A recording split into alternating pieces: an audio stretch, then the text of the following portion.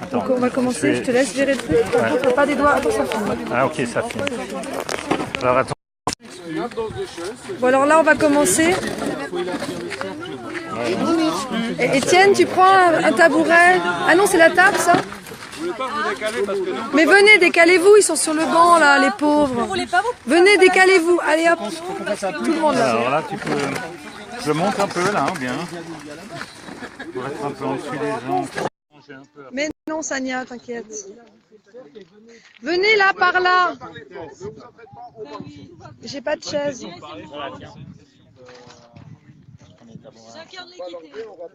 L'équité, l'égalité. Voilà, Au central, on va sécuriser. Voilà, ça c'est bon. attends, mais mets-toi plus loin, comme ça on voit plus le monde. Parce que là, les autres. Ouais, je vois, je vois. Tu te mets un peu derrière. Attends, je peux prendre un. Ouais, moi aussi, hein, s'il te plaît.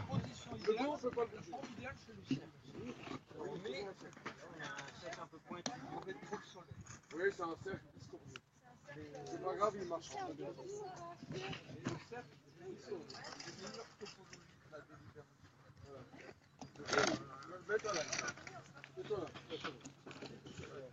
Ici, c'est bien.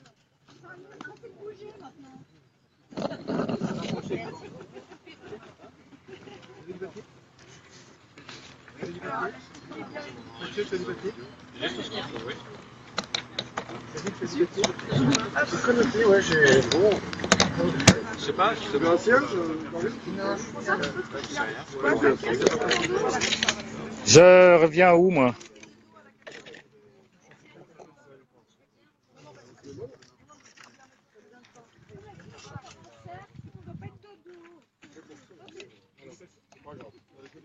Si tu veux, mets-toi là. Voilà, mets-toi là, comme ça on verra. Le cercle est là.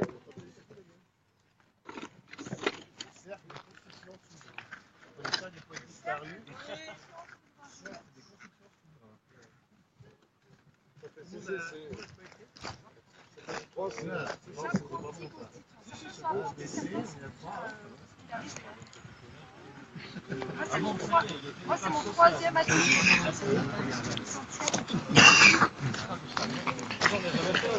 Bon.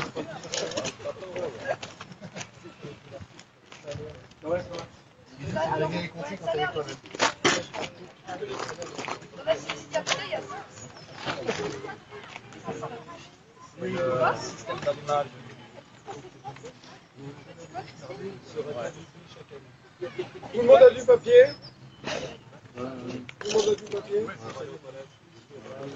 Tout le monde a des stylos, des crayons? Tout le monde est équipé? C'est pas à zéro, c'est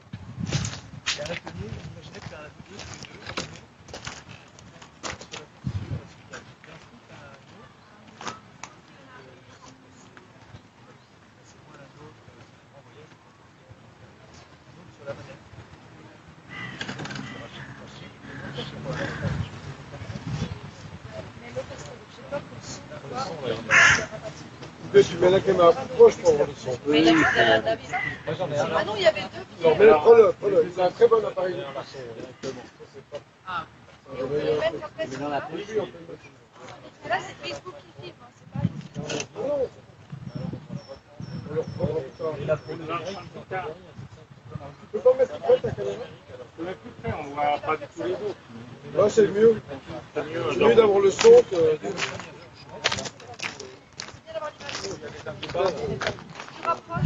Je rapproche, pourquoi pas, on écoute On écoute ce que nous dit Étienne. Comme ça, on aura double son, c'est très bien. On a double son, c'est bon. Fixe sur Étienne, c'est Étienne. Ouais, ça c'est bon. On va juste. Ouais, je pense qu'on aura fini. Juste pour la synchro. C'est bon, on a un clap pour synchroniser.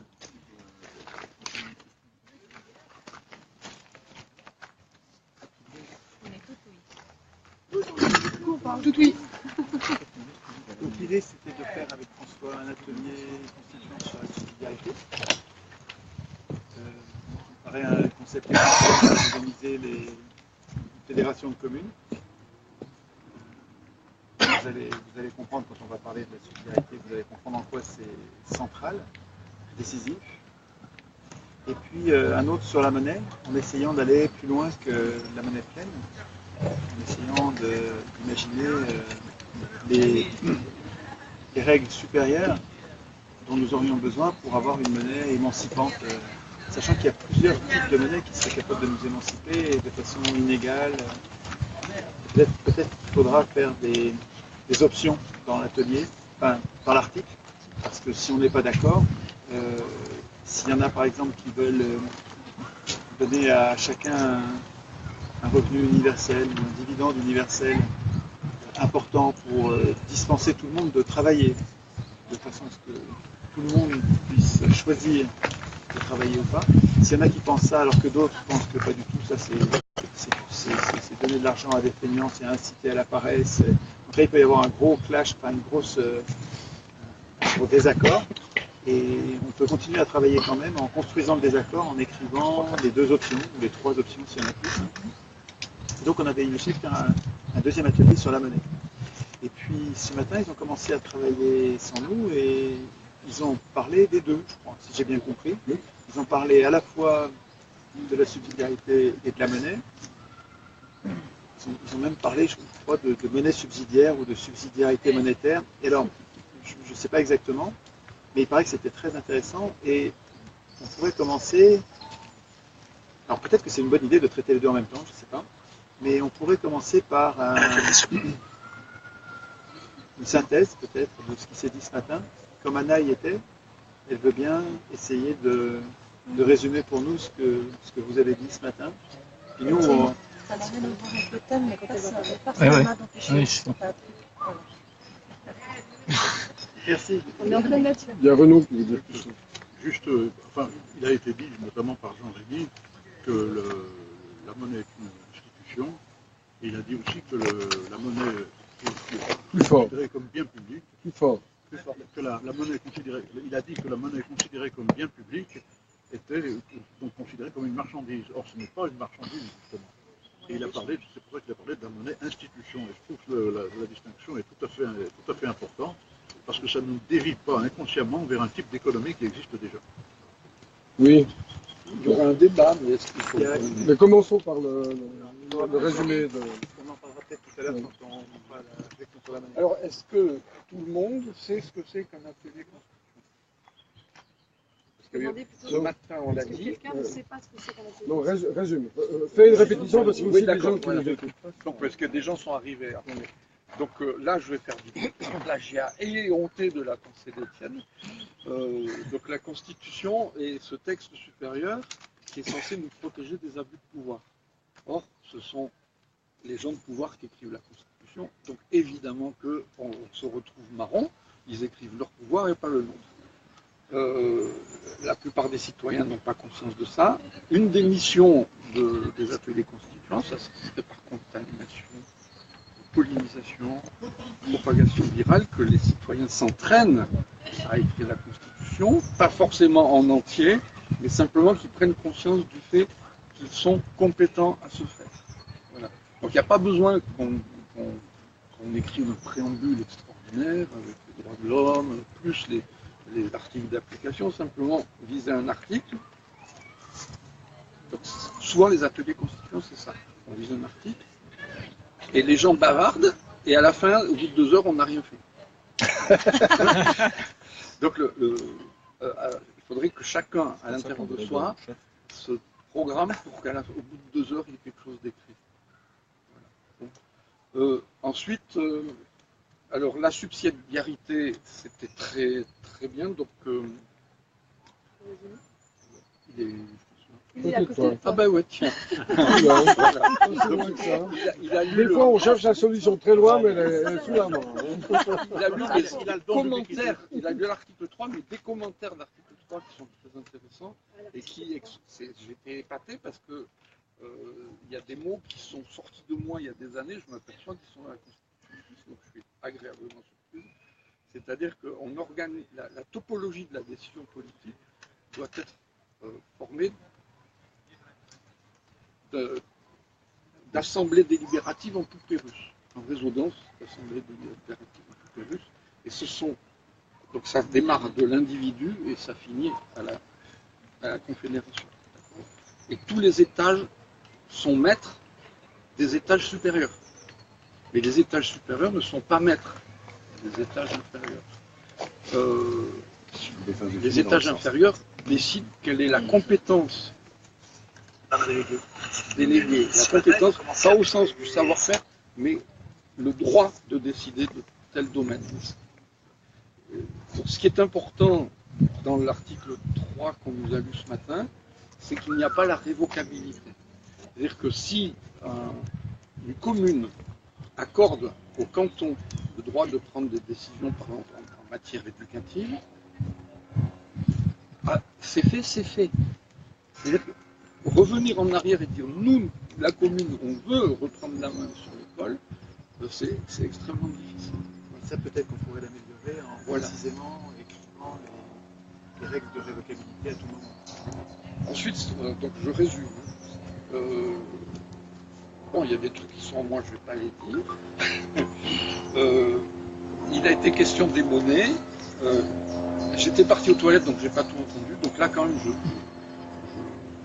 glisse une de mes pensées, mais c'est pas une affirmation, c'est une question.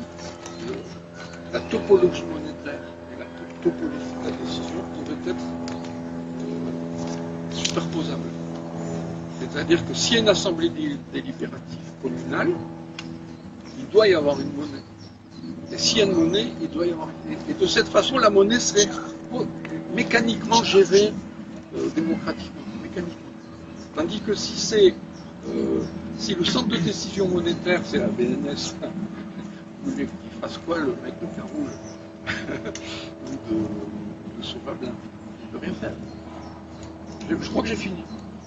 Mais ça, relativement donc, à ce que vous venez de dire, c'est très très très important parce que c'est la même structure qui doit se passer avec la production aussi.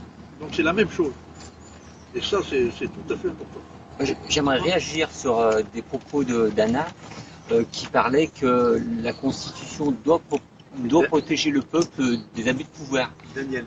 Est-ce qu'il est écrit quelque part à quoi sert la Constitution déjà? Quel est l'objet, quel est le rôle de la Constitution? Est-ce qu'il y a un texte qui définit ce que doit être une Constitution? C'est pas un texte qui le définit, c'est de la philosophie politique.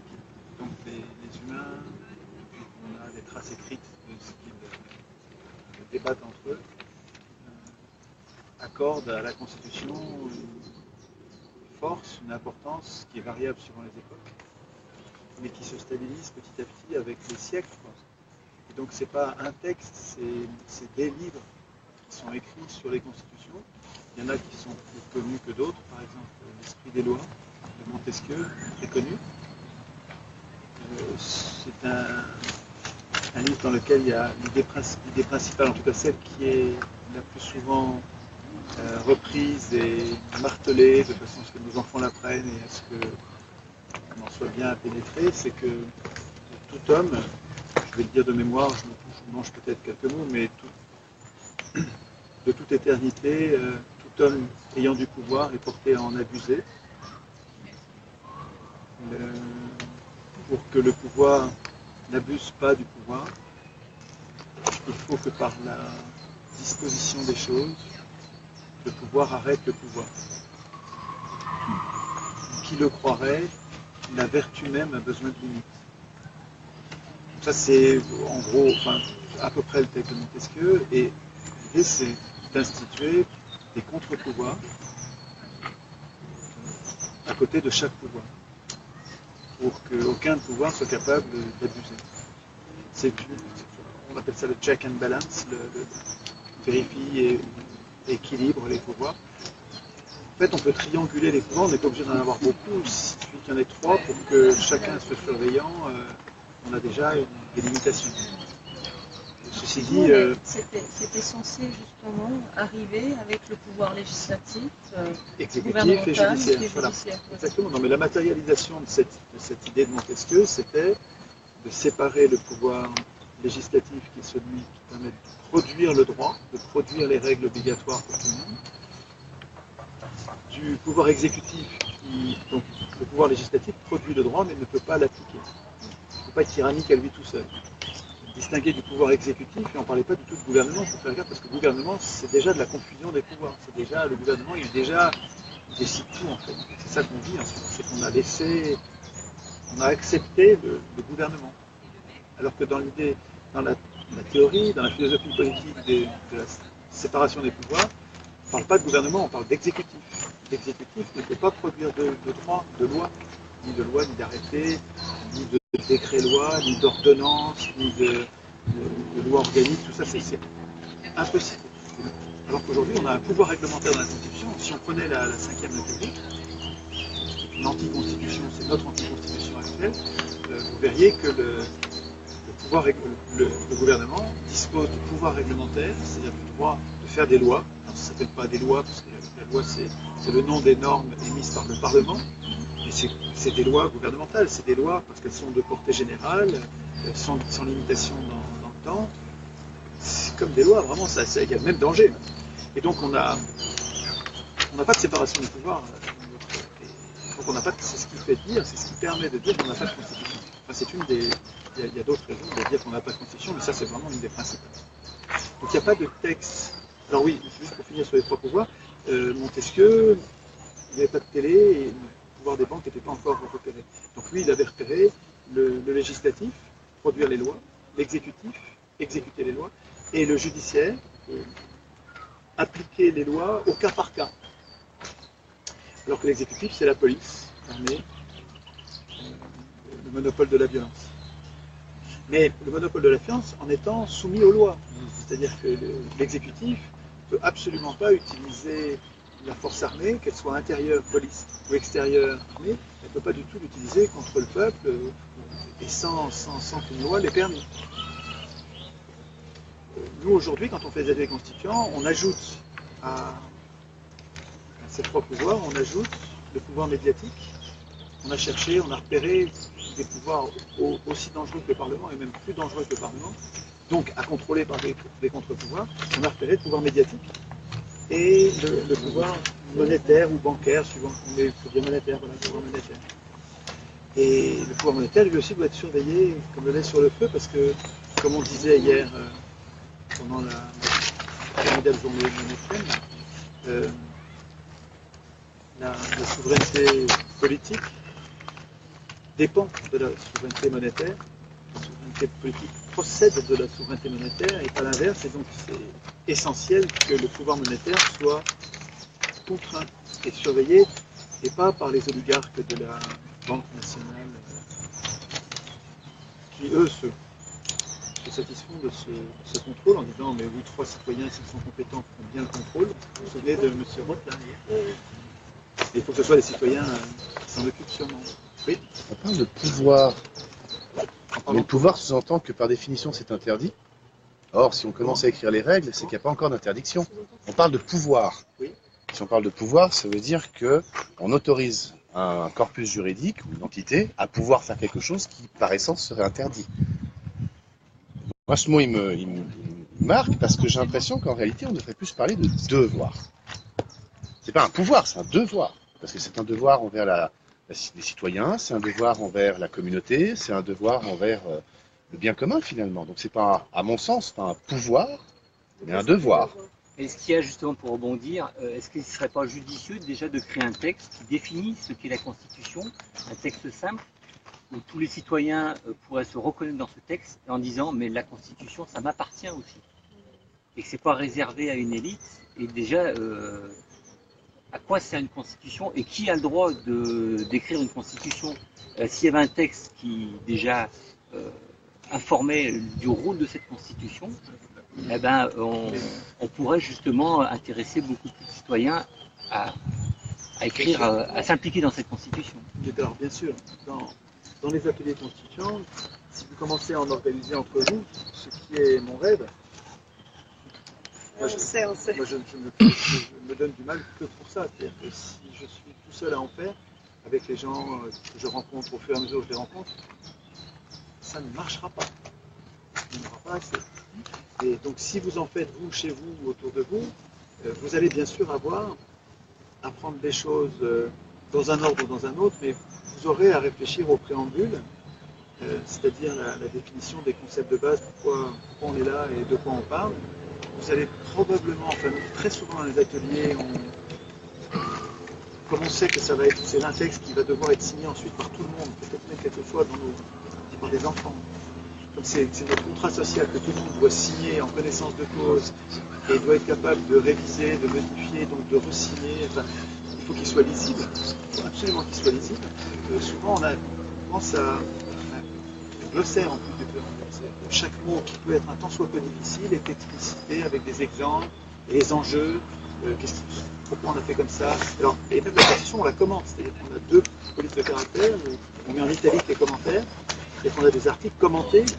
Et que c'est très souvent, c'est pas un texte de spécialiste, de juriste et qui nous tient à l'écart.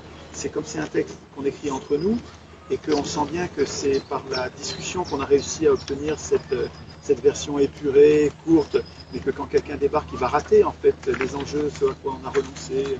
Et bien en commentaire, on l'explique et en italique. Et puis on a une application qui a été créée par Tristan et qu'il faut vraiment qu'on pense à utiliser, qui s'appelle j'écris la constitution.fr, sur un site. Il y a un programme qu'il a écrit pour ça, et dans lequel on peut donc prévoir des commentaires qui s'affichent automatiquement en italique, et puis on peut afficher cette constitution, on peut afficher le résultat en je vois les commentaires ou je ne les vois pas, parce que c'est plus long quand il y a les commentaires, donc ça prend beaucoup plus de place, mais quand on veut une version un peu ramassée du texte sur lequel on est en train de travailler, on peut masquer les commentaires. Et juste pour finir, oui, on pourrait décrire ce que c'est une constitution et ensuite les pouvoirs de l'Assemblée constituante, mais aujourd'hui, on ne va pas avoir le temps de faire ça. Ou si on fait ça, on ne va pas faire ce qu'on avait prévu, c'est-à-dire la subsidiarité, qui est assez rare, je pense, pour qu'on essaye de se concentrer dessus. Ça va être la première fois qu'on a, enfin moi de mon côté, il y a sûrement des ateliers constituants qui ont parlé de la subsidiarité, mais moi ça va être la première fois que j'ai réfléchi en écrivant, et puis je le fais avec François. Alors à ce sujet-là, pour compléter le résumé d'Anna qui était tout le long de la discussion préalable de ce matin, qu'on a faite, j'aimerais apporter un complément important, c'est qu'on avait 2 grandes personnalités qui nous ont apporté quelque chose de nouveau ce matin, dans le cadre de la subsidiarité et de l'organisation politique d'un pays comme celui de la Suisse ou de la France.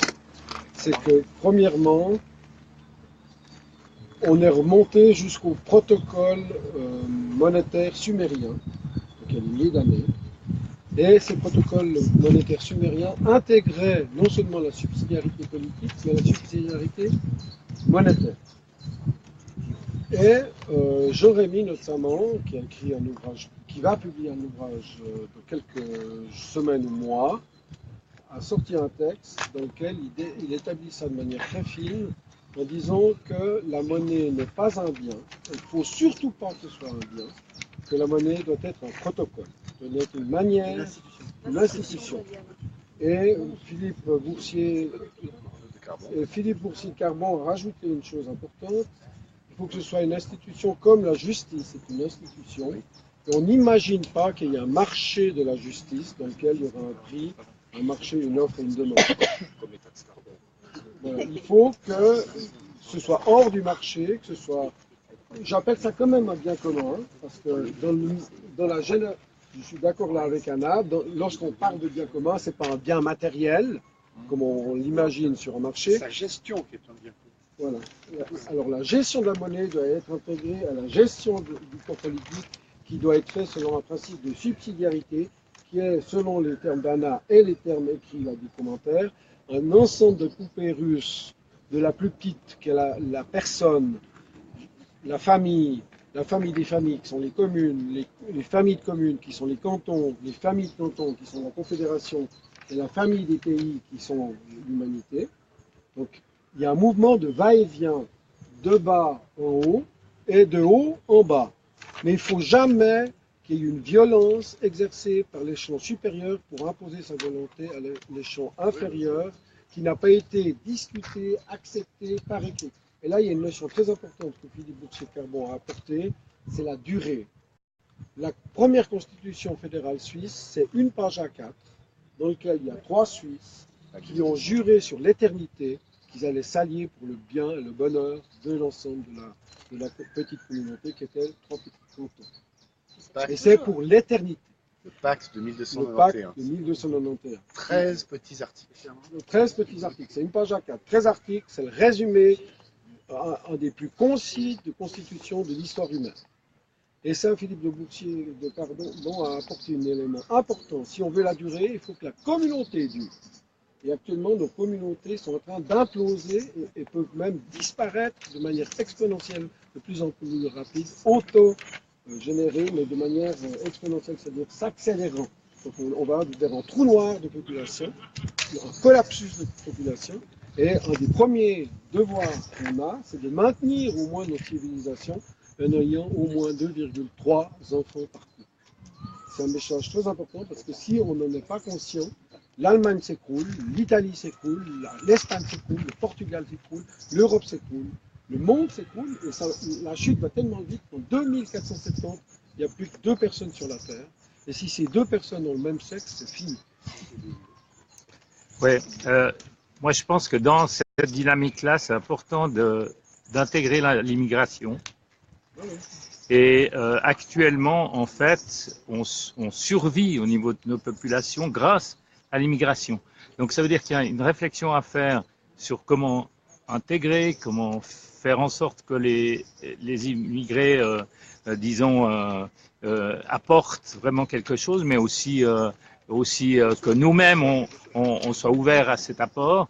Et je pense que le 2,3, par exemple, il peut être un petit peu diminué par une arrivée d'immigration en général jeune qui apporte aussi quelque chose. Fais gaffe. Le point du monde où la population est en hausse considérable, c'est l'Afrique subsaharienne, c'est le seul endroit où la population monte et c'est ça qui fait encore monter la moyenne. Une à la fois. Je sais qu'elles sont en train de monter parce que hier, Philippe du fait que la démographie, il y avait 2 tiers des pays qui étaient en train de D'imploser parce qu'ils se reproduisaient, enfin ils se renouvelaient. À l'exception du Donc, continent 2000. africain. Justement. Oui, mais il disait quand même qu'en 2030, il y aurait Il y a une inversion de la courbe. Inversion mondiale. Dans peu d'années. Une implosion sera Une inversion mondiale dans peu d'années. On a des renseignements sur la disparition de Néandertal. Est-ce qu'il y a des gens qui ont fait des études dans ce sens? En fait, c'est faux. Néandertal n'a pas disparu, ils sont assimilés les uns les autres. Le Cro-Magnon et le Néandertal se sont mélangés. C'est sûr, parce que massacré par Il y a eu des mélanges. C'est prouvé que génétiquement, on a des gènes. Oui, mais c'est pas Ils se sont mariés. on s'est marié et on a gardé des gènes, et en même temps, elle s'est fait massacrer par c'est assez récent. C'est assez récent cette information. Oui, c'est information. Pas en train de se perdre. Par contre, j'aimerais pratiquer le principe de subsidiarité, s'il vous plaît. Je voulais Et revenir. je vais donner la parole à mon ami David Vincent, qui va vous expliquer la subsidiarité selon le sens suisse et la subsidiarité selon le sens européen, avec un échange qu'il a eu avec Maître Patrick Digné, qui est un député qui a joué un rôle important dans la rédaction de la nouvelle constitution genevoise. Et nous aurons un rôle important à jouer dans la nouvelle constitution valaisanne, qui est autre discussion.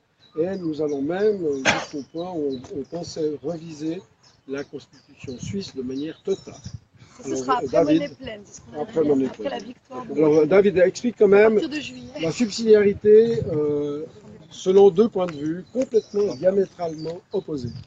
David, Vincent, s'il te plaît. Tout à l'heure, tu as dit que la subsidiarité, c'était justement le fait qu'en bas, il y avait le peuple, au-dessus, c'était une famille de peuple, enfin, les Famille gens, de commune. ça fait une famille de communes, au-dessus, ça fait une famille de cantons, au-dessus, ça fait une famille de confédération, et au-dessus, ça fait la communauté mondiale. En fait, du point de vue suisse, en réalité, c'est l'inverse. C'est-à-dire qu'on ne part pas d'en bas pour monter, on part d'en haut, chaque personne est un souverain, donc il est au-dessus de tout ce qui est sur terre, puisqu'au-dessus, il y a le droit divin, il y a Dieu. Croyant, pas croyant, ça c'est une autre...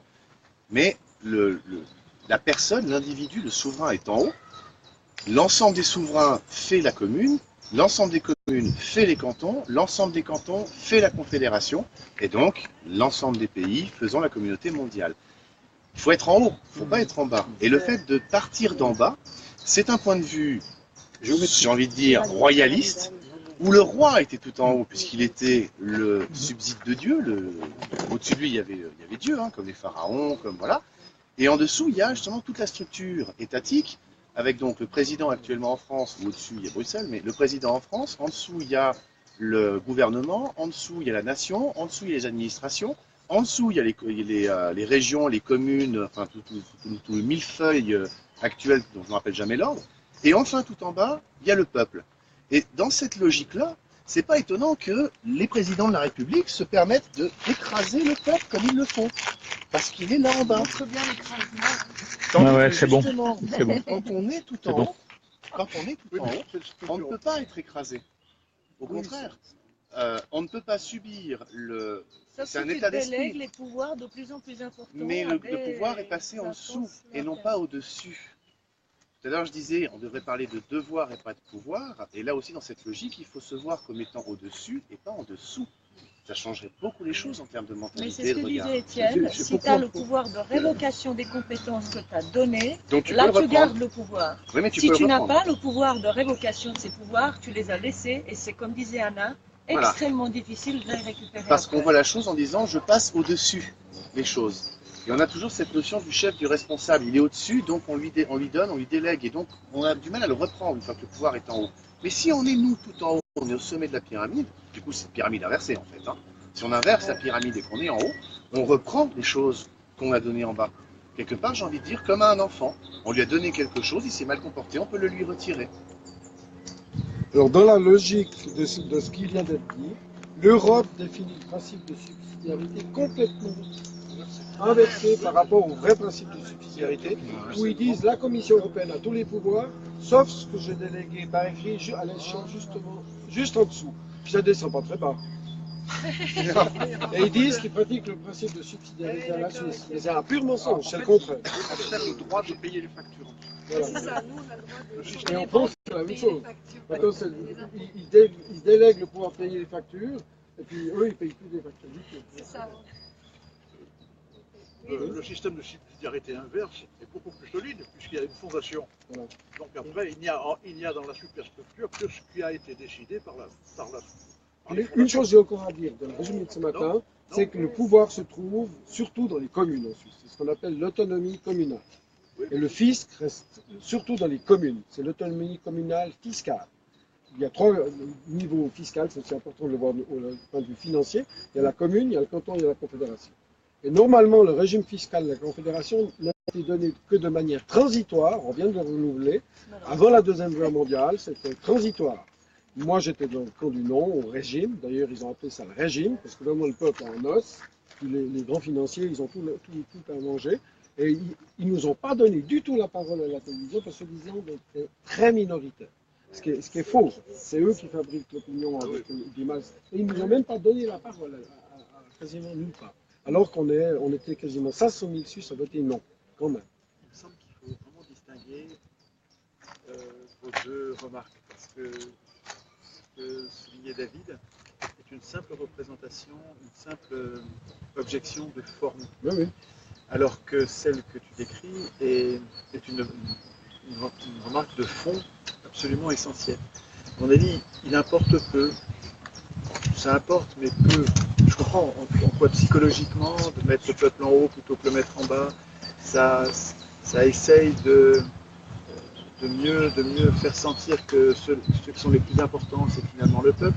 Je comprends ça, mais à mon avis, c'est pas de cette modification qui est simplement esthétique, graphique, qui peut attendre quelque chose. Psychologique. Oui, c'est psychologique, mais à mon avis, c'est pas ça qui.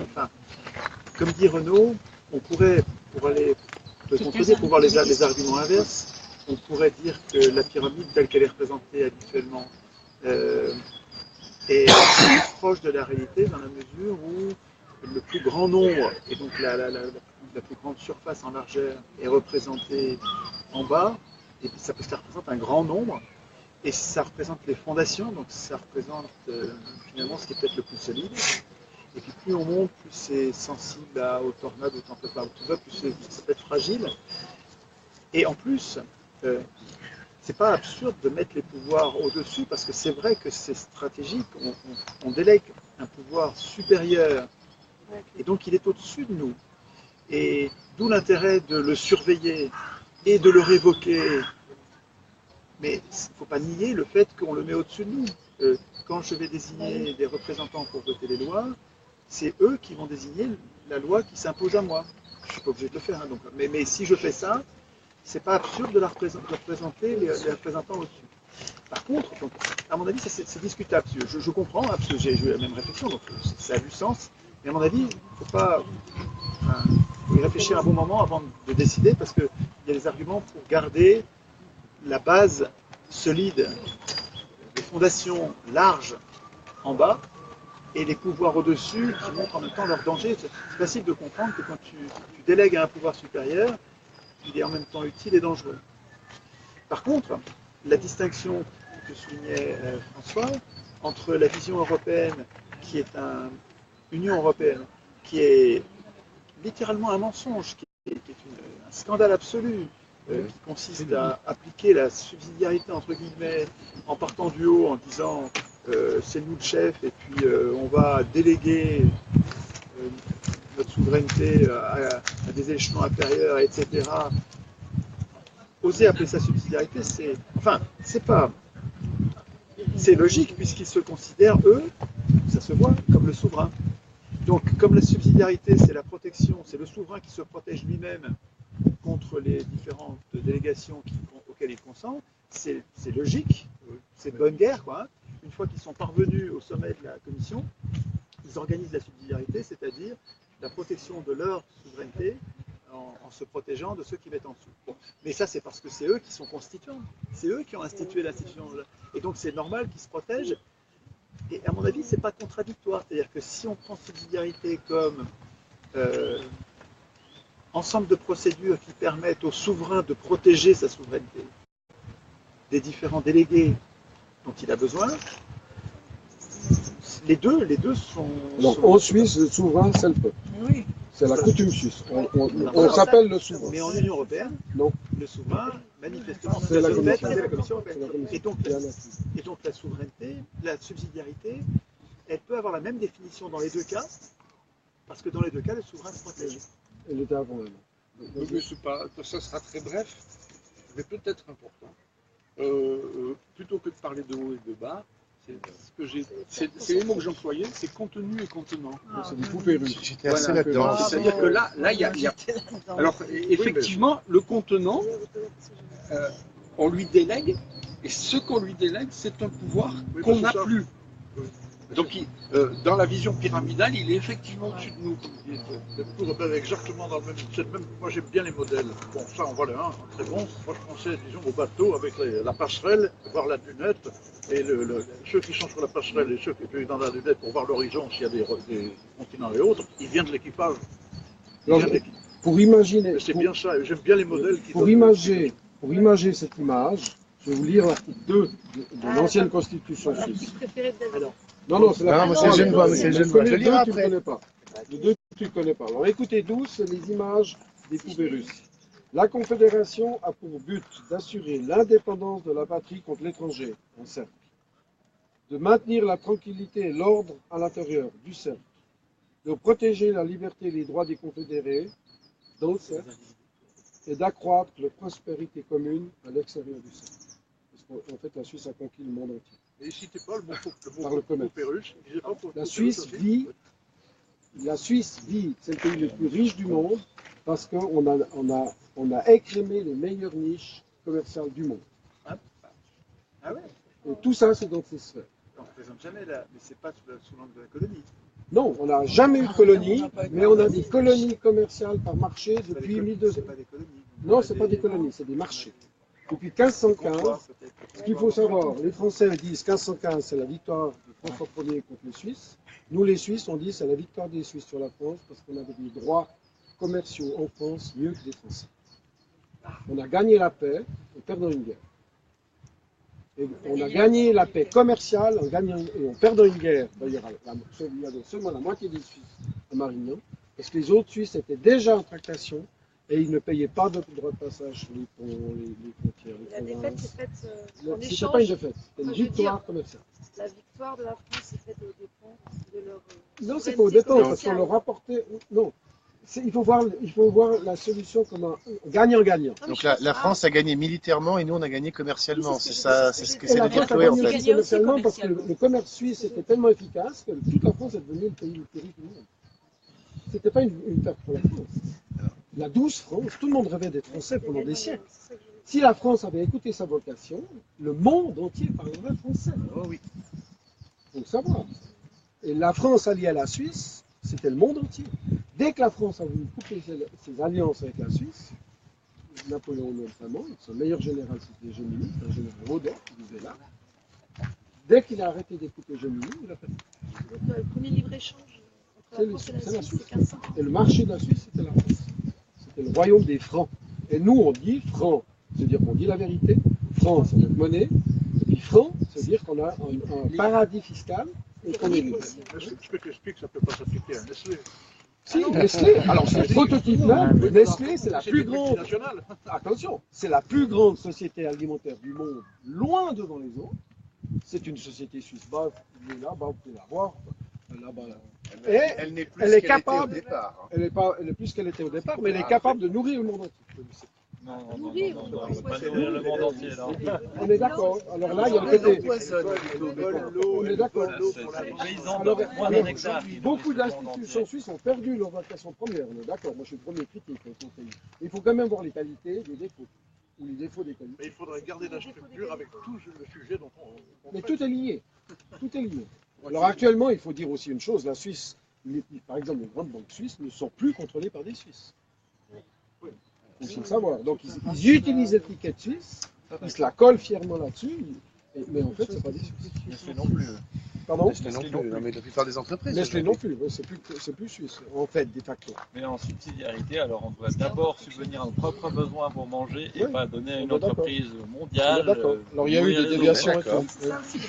Alors là, Mathieu, on retombe dans tu le peux- date 5000 ans d'histoire avec cette notion du village où il y avait J'aime bien. le stock, là, géré par les femmes, Oui. où le matériel le plus récent, était mis au fond du stock, de la garde, et où le matériel le plus ancien revenait gentiment vers l'avant et était utilisé justement, et c'est les femmes qui géraient cette partie-là. C'est les Mohicans, il me semble. Je sais plus. La j'ai- confédération des Mohicans. Les maisons longues. Voilà les maisons longues, exactement. Ouais. Et c'est les femmes qui gèrent et tout le monde fait du don et fabrique des choses. Et quand il l'a fabriqué, il le met dans la maison de stock. Voilà. Donc les poupées russes sont là dans l'article 2, mais je relis quand même pour tout le monde l'article 3 parce que tout le monde n'était pas là ce matin. Ah oui, c'est il est très important. Alors, l'article 3, écoutez bien, c'est le condensé de la subsidiarité. Et à mon avis, après, on va le dire la première fois pour écouter, mais à mon avis, on devrait ensuite l'écrire. Ouais, l'écrire et même l'apprendre par cœur. Moi, j'aimerais bien, et presque, voilà. Moi, je vous recommande de l'écrire et de l'apprendre par cœur. Alors, quand je le lis, écrivez-le. Écrivez-le. On peut peut-être l'écouter d'abord. Oui, alors, écoutez-le, je le relirai. Là, c'est le 2.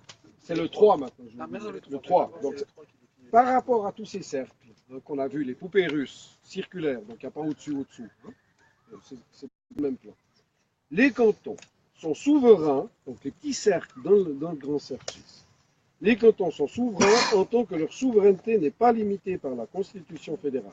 Donc ils ont toutes les compétences primordiales. Et comme tels, ils exercent tous les droits qui ne sont pas délégués au pouvoir fédéral. Mais quand tu lis la Constitution jusqu'au bout, ils ont délégué plein de droits justement dans cette Constitution même. D'où l'importance de la révocabilité qu'on va rajouter. Voilà. C'est laquelle Donc, ça, c'est l'article 3. C'est laquelle de l'actuel. Non, 1874. Parce que c'est le même à l'article 3 maintenant, sauf qu'ils ont un petit peu remodelé le texte. Alors dis-nous ce qu'ils ont remodelé, c'est très Enfin, important. les cantons sont souverains et c'est aussi tout en tant que leur souveraineté n'est pas limitée par la Constitution fédérale et exercent tous les droits qui ne sont pas délégués à la Confédération. Il manque et comme tel. Non, non, il y a un truc différent. C'est le pouvoir fédéral ou confédération, et puis à part ça, relis. Les cantons sont souverains en tant que leur souveraineté n'est pas limitée par la Constitution fédérale et exercent tous les droits qui ne sont pas délégués à la Confédération. Voilà. Donc le seul changement réel, à part la cosmétique de virgule, ils ont remplacé le pouvoir fédéral par la Confédération.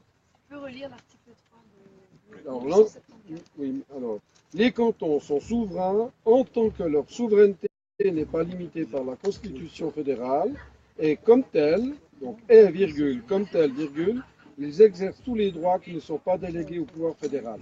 Alors c'est l'article 3 aussi dans l'actuel, c'est le même article, numéro ouais, numéro 3. Okay. Numéro 3, ouais. Donc ils ont quand même respecté le génie original de la Suisse. Ils n'ont pas osé changer ça. Ils ont, dans l'ancienne, c'était marqué pouvoir fédéral et dans la nouvelle, c'est marqué confédération. Oui. C'est un détail. Ouais. C'est un détail pour nous. Mais c'était déjà dans ce texte-là. C'est une formulation ancienne. C'est un détail sur lequel on travaille. Mais... C'est pas un détail, si je peux me permettre. Pouvoir fédéral, c'est du minuscule. Confédération, c'est un C majuscule. Oui, c'est vrai. C'est vrai. Alors, c'est pas la même chose. Ça donne plus de poids. Non, au contraire. Tu veux le remettre à Le sa pouvoir fédéral, c'est plus faible avec deux minuscules. Il vaut mieux confédéral. Non. Attention, c'est très subtil. Une entité et un principe. C'est très subtil. Surtout pour les Suisses allemands. Si tu dis pouvoir fédéral, c'est un pouvoir moins fort qu'une confédération avec un C majuscule. Oui, ben c'est ça que je veux dire.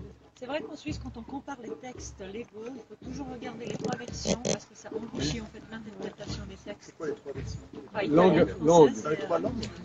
Même les quatre. Et c'est la version allemande souvent qui fait le plus foi. Hein. Non, des fois c'est la première version. Ça dépend. Et en plus, il y a un mélange entre le droit latin, romain et le droit plutôt anglo-saxon. Donc, on a une constitution un peu hybride culturellement. Il faut savoir, historiquement en Suisse, c'est une chose que très peu de monde comprend à l'étranger, le droit suisse est basé sur le droit burgonde. Et dans le droit burgonde, contrairement à tout le reste du monde, c'est le dernier qui hérite du domaine et pas l'aîné. C'est le plus faible qui hérite et pas l'aîné. Ah oui. Et la deuxième chose, la loi Gombette, qui est un modèle historique dans l'interprétation du droit suisse, le roi burgonde demandait à son sujet, à son justicier, à celui dont il rendait justice, selon quel droit tu veux être jugé? Justiciable. Selon quel droit tu veux être jugé? Veux-tu être jugé selon le droit burgonde, selon le droit romain, selon le droit franc, etc. Et c'est un principe juridique quasiment unique dans l'histoire de l'Union. Mais ils ont accès au droit en question avant de décider. Alors le juge demandait au justiciable, tu veux quelle règle? Alors pour vous donner un exemple, parce que le droit burgonde c'est un droit humoristique. Si un homme, par exemple, touchait la femme au pied, il n'était pas d'accord. Ou touchait la femme au mollet, il n'était pas d'accord. Touchait la femme au genou, il n'était pas d'accord. Touchait la femme à la cuisse, il n'était pas d'accord. La peine devenait de plus en plus sévère. Alors une des peines les pires, si il s'est occupé d'une femme, la femme était d'accord, il demandait justice, c'était d'aller embrasser l'anus d'un chien devant tout le monde. Ça, la peine capitale. Dans un certain domaine. C'est historique. Donc le type devait aller embrasser l'anus d'un chien dans tout le monde qui se foutait de sa gueule, il ne refaisait plus jamais d'abus sur une femme. L'humiliation est pire que ce qu'on peut imaginer, il perdait la face. Il y en a d'autres comme ça. Ben, lisez la loi Gombette, c'est grandiose. Gombette, G-O-M, le G, en fait c'est Gombette, c'est en l'honneur de Dieu, le G. Gombette, c'est Gondebout. La loi de Gondebout. Gombette, G-O-M-B-E-D-T-E. Donc c'est la loi du roi Gondebout. En l'honneur de Dieu. Tous les manches en Suisse qui commencent par G, presque tous, c'est en l'honneur de Dieu. Genève, c'est en l'honneur de Dieu. Glovis, c'est en l'honneur de Dieu. Glotil, c'est en l'honneur de Dieu. Gestad, moi je viens de Gestad, c'est en l'honneur de Dieu. L'État en l'honneur de Dieu. Non, mais là, c'est Gestad. Non, c'est aussi simple. François, c'est Gestad. Moi je viens de Gestad, l'honneur de Dieu. Ma vraie commune d'origine historique, Gestad, c'est un quartier de Gesana. Donc Gesana, c'est l'honneur d'Anna. Et ça a donné Gesnay qui a donné Sanen. Et la Sanen, c'est le mot de la Seine. Le nom de la Seine vient de Bourbon. À Paris. Vous pouvez aussi lire la loi, la constitution de Paoli en Corse, qui est pas mal. Où l'honneur est au centre de la loi. Alors nous, on est très peu des Corses. Les Corses, c'est là où les Suisses sont. Paoli.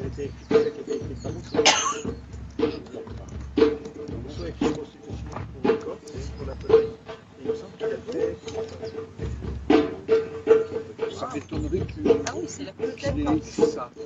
C'est pas dans son C'est pas le site de Rousseau? Parce que c'est Bon, moi, c'est juste avant la Révolution je l'ai française. vu il y a 5-6 ans. C'était avant que Louis XV annexe. Alors pour en revenir à la loi Gombette et au droit burgonde, l'autre grand principe du droit burgonde qui nous rejoint au protocole monétaire, aux institutions monétaires, c'est que la plupart du temps de la loi burgonde, la peine, c'était ce qu'on appelle le Wehrgeld, c'est-à-dire que c'était des peines pécuniaires. C'est très différent des autres droits où on punit, on enferme. Il n'y avait pas d'emprisonnement? Il y avait beaucoup moins d'emprisonnement. Pour nous, les Suisses, les prisons, ça coûte trop cher. En Suisse, on est un peu revenu à ça. On est revenu au Il y a Wehrgeld. énormément de- ouais. Quasiment toutes les peines en Suisse, c'est des peines pécuniaires. La majorité Alors des attention, peines, c'est des en plus le Wehrgeld, alors écoutez bien, le Wehrgeld en plus du droit burgonde était adapté à la capacité financière de la victime, du justiciable. Si le type avait des gros moyens, il devait contribuer, Agressif, et il devait contribuer à ce qu'on appelle l'Almen. L'Almen, c'est ce qui appartient à tout le monde, le bien commun physique. L'Almen, c'est les propriétés communes qui permettaient de soutenir les plus pauvres dans le droit du burgonde, de la bourgeoisie, le droit de la bourgeoisie, qui est un droit local, communal, qui permettait d'aider les veuves, les vieux, les orphelins, les victimes. Mais attends, tu viens de dire selon la victime, selon le pouvoir. Le pouvoir financier, de la victime. excuse-moi, du Ah bah, justiciable. justement. Du justiciable.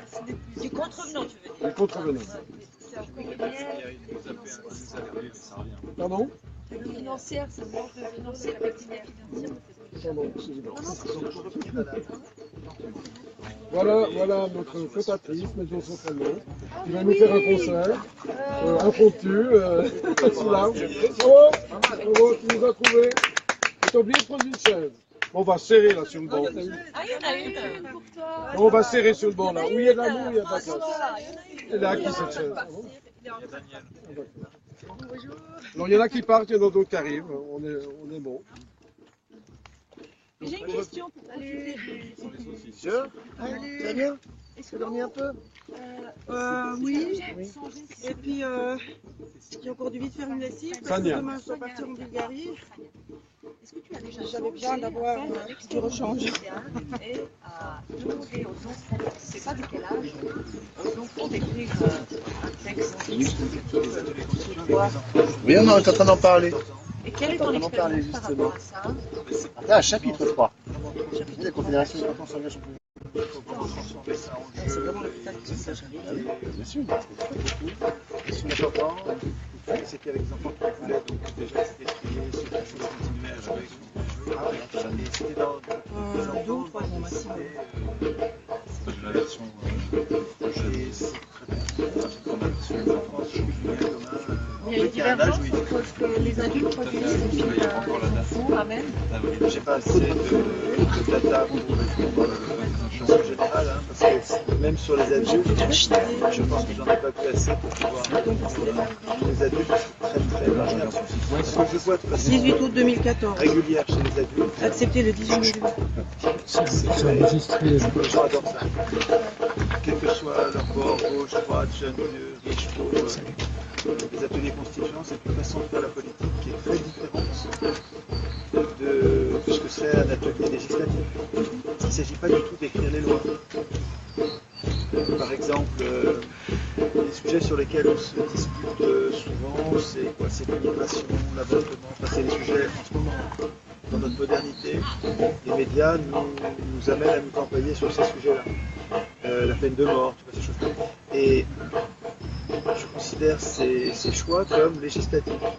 C'est une société du moment qui va décider ce qu'elle veut sur ça.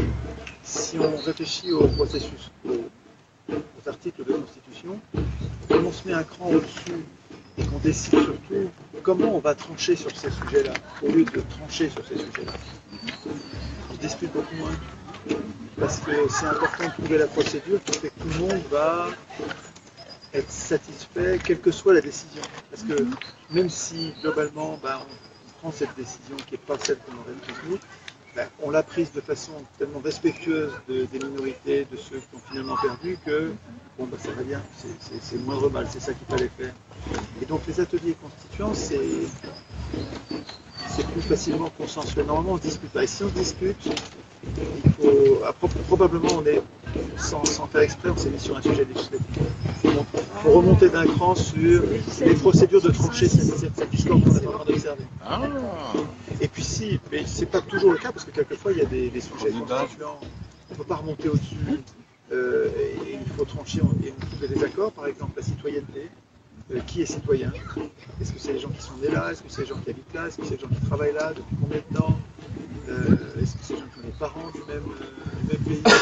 Ça, c'est vraiment des sujets sur lesquels il peut y avoir, malgré le fait qu'on est en assemblée constituante, des disputes.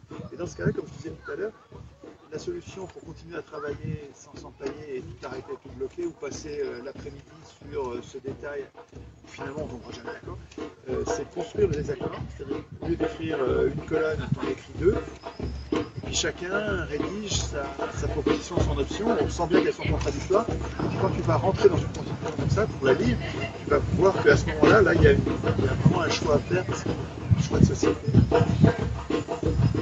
Donc en général, cette façon de faire de la politique, parce que c'est des réunions politiques, en fait, comme c'est à la fois plus consensuel, il y a moins de disputes, et c'est plus radical, c'est-à-dire qu'on prend nos problèmes vraiment à la racine, on devient l'employeur, le souverain. C'est un sentiment que nous en France, et je pense que pour la plupart des Suisses c'est pareil, hein, il y a quelques militants suisses qui eux se sentent comme François, se sentent vraiment le souverain au sens très fort du terme. Et pour eux c'est pas une nouveauté de faire un atelier constituant parce qu'ils se sentent souverains depuis toujours. Et je pense que pour la plupart des gens, se mettre dans la peau de celui qui écrit l'article, comme on vient de faire là, c'est très libérant. C'est très libérateur. Libérateur. Je vous lis l'article 5. Il y a une petite nuance aussi importante. La Confédération garantit aux cantons leur territoire, leur souveraineté dans les limites fixées par l'article 3, leur constitution, la liberté des droits du peuple, les droits constitutionnels des citoyens, ainsi que les droits et les attributions que le peuple, avec P majuscule, a conférées aux autorités avec A minuscule.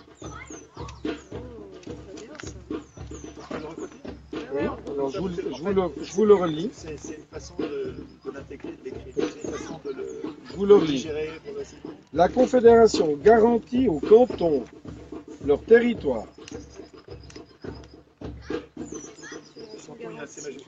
La Confédération C majuscule, canton C majuscule. Donc même cercle, en fait, l'addition de cercle donne l'autre cercle.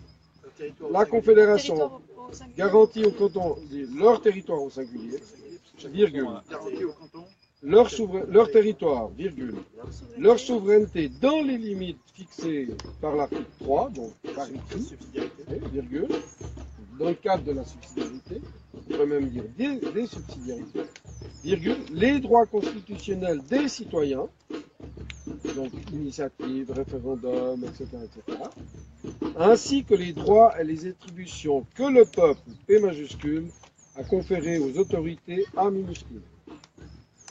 Mais ça, c'est une proposition? Non, c'est la Constitution fédérale. C'est celle de 1874. Ah, 1874. Je ne sais pas si tu l'as dans la nouvelle. Je sais pas si tu l'as nouvelle. Non, je cherche, je vois pas exactement ça, non. À concéder Sur Internet.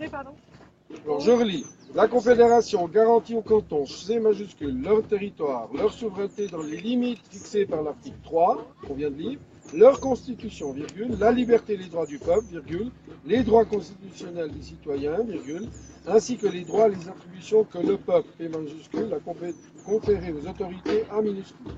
Les droits constitutionnels des citoyens, c'est les droits constitutionnels des citoyens non seulement au sens suisse, mais au sens cantonal, et même communal. Parce qu'il y a le droit d'initiative de référendum, souvent dans les communes. Et là, les communes ont un C majuscule. C'est en parenthèse. Tout est en majuscule. Non, non, c'est pas des parenthèses, c'est des lignes. Mais alors, ça veut dire François, les citoyens cantonaux et communaux, ils sont forcément suisses ou pas forcément? Oui, ils sont tous suisses. À partir du moment où le droit communal est accepté, tu es d'office cantonal et fédéral. Mais maintenant, c'est un peu différent. C'est assez historique. Mais maintenant, la Confédération a beaucoup plus de pouvoir qu'avant. C'est pas marqué suisse. Oui, je vois pas de lien avec le territoire dans la nouvelle constitution. C'est étonnant. C'est tout à fait autre chose. Toi, Mathieu, tu as la constitution actuelle. C'est l'actuel, oui. C'est ce que je te dis. Non, ça c'est la Suisse ancienne, ça c'est la Suisse nouvelle. Et ça c'est la tricherie, moi je la touche même pas. Oui, c'est fédéral. Bah, C'est tellement triché. C'est celle qui est en vigueur, donc. Oui, il est en vigueur, mais de manière illégale. Bon, disons que ça c'est l'anticonstitution, comme Étienne les appelle. C'est une Et ça c'est la anticonstitution, constitution. parce que je vous promets qu'ils ont triché dans 2 cantons. Ils ont Celle-là, je l'ai reçue comme tous les citoyens au moment où on l'a changée. Je l'ai gardée. Tu l'as gardé, Oui, comment on peut l'acquérir? bah, Tu l'as reçu Tu l'as là-bas. commandé elle l'a acheté. gratuitement. Non, tu la commandes gratuitement, Non, mais tu elle la l'a reçois. acheté. Oui, mais tu n'aurais pas dû la payer. Ils te l'envoient gratuitement depuis la conférence. Oui, mais c'était les. Non, on l'a reçu gratuitement. Ouais, C'était gratuitement. lors des cours que j'ai suivis, puis comme on avait le droit, Ils voilà. la donnent gratuitement, mais c'est la faute. Je voulais relever, tu as lu tout à l'heure, autorité c'était en minuscule, Oui. alors qu'en allemand, par la nature Mais de eux, la ouais, mais langue, toujours la langue. c'est en majuscule. Oui, Donc tu vois pas ces différences. Non, non, mais c'est quand même important pour les C'est pour francophones. ça que je dis, il est toujours intéressant de lire les trois langues. Oui, mais le génie latin Non, mais en influence allemand, énormément en la fait, tous les confédération noms, suisse. tous les Moi, noms je sont t'assure, écrits en les majuscule. Suisses allemands sont influencés par nous. Influencés par les romans. Ils ne le disent pas, mais les Suisses allemands qui l'ont vu hier, ça va rayonner pendant 3 mois. Non, pas en langue allemande. Parce qu'en langue allemande, les noms sont toujours en majuscule. La première lettre est toujours en majuscule. Donc la constitution suisse, qu'on a complétée selon 3 langues. Et le peuple est souverain. Il y a des subtilités dans les 3 langues. Quand j'écris l'État, j'écris toujours. Moi je mets un majuscule. Parce que ça veut dire que comment interpréter, c'est trop compliqué. Mais juste une question, la constitution elle a été réécrite ou révisée ou corrigée par... À la fin du siècle passé par des gangsters, des escrocs et des criminels. Et on l'a voté le 18 avril 1999. Les mêmes qui nous ont pris le pouvoir monétaire. C'est les mêmes. Combien d'années ils ont travaillé sur la nouvelle constitution? C'était 20 ans de bataille. 20 ans. C'était les fins du XXe siècle. Ici, Donc c'est c'était voté, c'était soi-disant voté 99. là, c'est 98. 98. Le 18 décembre 98, c'est que l'arrêté était fini, il a été soumis au peuple en votation. Et est entré en accepté vigueur. le 18 avril 99. Il est rentré en activité le 1er janvier 2000. Le 1er janvier 2000. C'est le voilà, bug de l'an c'est ça. 2000 qu'on a Voilà, vécu, c'est le nous. bug de l'an 2000. Le combat, moi j'étais dans la bataille, c'était des escrocs, des filous, des pires que ce qu'on a vécu. Accepté le 18 avril 1999 et entré en vigueur le 1er janvier 2000. Exactement. Qu'il adhère C'est ça. On dit que c'est la constitution. Esclavage.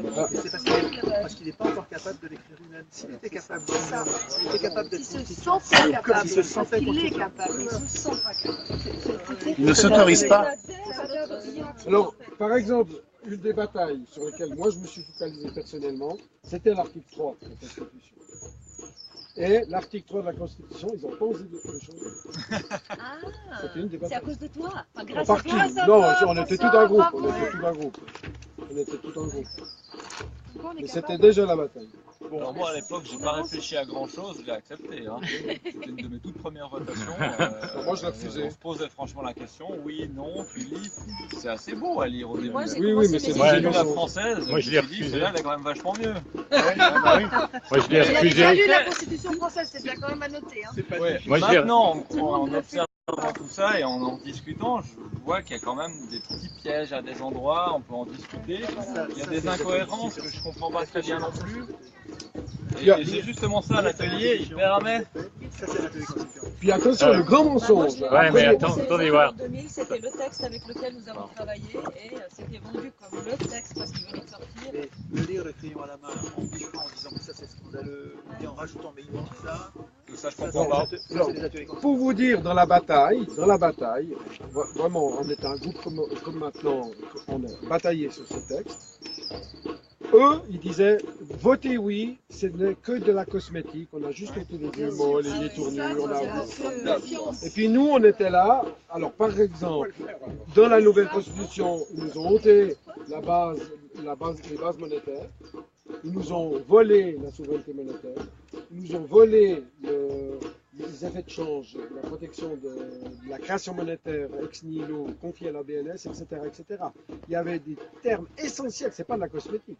Ils nous ont changé l'ossature réelle du pays. Et là, C'est Mathieu tellement peut- long que forcément tout Ah oui, analyser, qu'est-ce ça que prend je sais tellement de temps que Tu abandonnes devant l'abondance, quoi. je fais confiance. C'était Et déjà depuis l'article 99. Regarde voir si c'est. Oui, c'est l'article 99. Oui, c'est ça. toujours. 99. Oui, c'était le 99. Voilà. Bah oui, vu que c'est celui sur lequel Monnaie Pleine agit. Donc Voilà. là, il n'a fait que de reprendre le numéro. La Voilà, monnaie relève de la compétence de la Confédération, point virgule. Le droit de battre monnaie, celui d'émettre des billets de banque appartient exclusivement à la Confédération. Donc ça, c'est l'alinéa 1 de l'article 99. Oui, il dit la suite. En sa qualité de banque centrale indépendante, la Banque nationale suisse mène une politique monétaire servant les intérêts généraux du pays, point virgule. Elle est administrée avec le concours et sous la surveillance de la Confédération. Dis la suite, Cécile. L'alinéa 3, la Banque nationale constitue à partir de ses revenus des réserves monétaires suffisantes dont une partie doit consister en or. 4. Elle verse au moins 2/3 de son bénéfice net au canton. Voilà. Ouais, Alors, ouais. à l'époque, Ça, on attend que ce soit respecté. à l'époque, le ratio de la base en or était fixe. Oui, c'est au moins. Hein, tandis que là, c'est devenu au moins. Et c'est les États-Unis qui ont exigé le changement de la constitution suisse pour qu'on rentre dans le FMI. Parce que nous, le peuple suisse, on ne voulait pas rentrer dans le FMI. Et ils ont exigé la nouvelle constitution pour changer le radio fixe qui était par nos ancêtres dans la constitution, le ratio fixe, pour que ce soit que au moins 0, quelque chose, c'est au moins. Il n'y a plus de ratio fixe. Et ça nous a permis de rentrer dans le FMI aussi en trichant les votations. Alors en ce qui On concerne... voulait moi, être j'aimerais ni dans juste l'ONU, dire un truc. On voulait être ni dans l'ONU ni dans le FMI. J'aimerais juste dire un truc. Et ils ont vendu l'or au plus mauvais moment, au plus bas prix possible. Il y a un On a moment. vendu 1000 tonnes. Bon, écoutez la fin de l'histoire. Non, vas-y, vas-y. On finit l'histoire. Vas-y pour l'or. On a vendu plus de 1000 tonnes d'or, à peu près $300, un prix ridicule. Et ces 1000 tonnes d'or, la Banque nationale suisse vend 1000 tonnes d'or sur le marché mondial. Et les profits de la vente des 1000 tonnes d'or sont revenus au peuple suisse, notamment dans le canton du Jura. Un pactole est arrivé dans le canton du Jura. Le Jura a donné le pactole en fonction de la population aux communes qui ont fait des écoles, des piscines, des routes. C'est le seul pays du monde dans Quand la lequel... vente, elle a eu lieu quand, la vente? C'est les années 2000. Peu après la Constitution. Ils ont bradé l'or, mais ils l'ont quand même distribué au peuple suisse. Donc quand Roth Mais dit ça que c'était avant Roth. Oui, c'était avant Roth. Avant Il Roth. n'a pas intercepté combien la tonne $300. Non, pas la tonne. J'ai ici... Ouais, bon, j'y arriverai pas. Quoi. Vas-y. Ok, je vais juste vous dire. Non, moi, j'ai juste un petit détail. Moi, j'ai refusé la Constitution parce que j'ai lu la première ligne. J'ai vu au nom de Dieu Tout-Puissant, ça m'a pas donné envie. Et voilà, c'est tout. Non, mais voilà, c'est bon. Mais ils n'ont pas osé l'ôter, peut-être. Mais enfin, C'est grâce à François que c'est là. ouais, bon, bah alors ça, je l'ai quand même fait, ouais. Moi j'ai ici... On reste amis. Ouais. J'ai ici le message. J'ai ici le message. Donc le message en Suisse. Bravo. Bravo, fini, merci. Donc en Suisse, le message de la loi, c'est l'esprit de la loi. Ouais. Je crois qu'il a compris. Oui, c'est bon. Alors, non. C'est d'abord la lettre. Le message de la loi, machin, c'est l'esprit de la loi qu'on met en vigueur. Donc tout à l'heure, on parlait d'expliquer justement la loi. En Suisse, ça s'appelle le message en question, donc le message du Conseil fédéral, etc. Pour ce qui concerne la Constitution fédérale qu'on a acceptée, le fameux article pour la fameuse révision de l'article 99, l'actuel 99 pour la monnaie, il nous disait l'article reprend sous une forme très condensée le contenu des deux dispositions actuelles dans le domaine monétaire. Sa formulation s'inspire d'éléments du droit constitutionnel en vigueur. L'alinéa 1 attribue une compétence exclusive à la Confédération dans le domaine monétaire et lui donne le droit exclusif de battre monnaie et d'émettre des billets de banque. Monopole du numéraire, donc des pièces et des billets. Donc il n'y a pas forcément que dans la loi qu'on voit le vice, mais même au niveau du message. Attention. Ça devient un lecteur.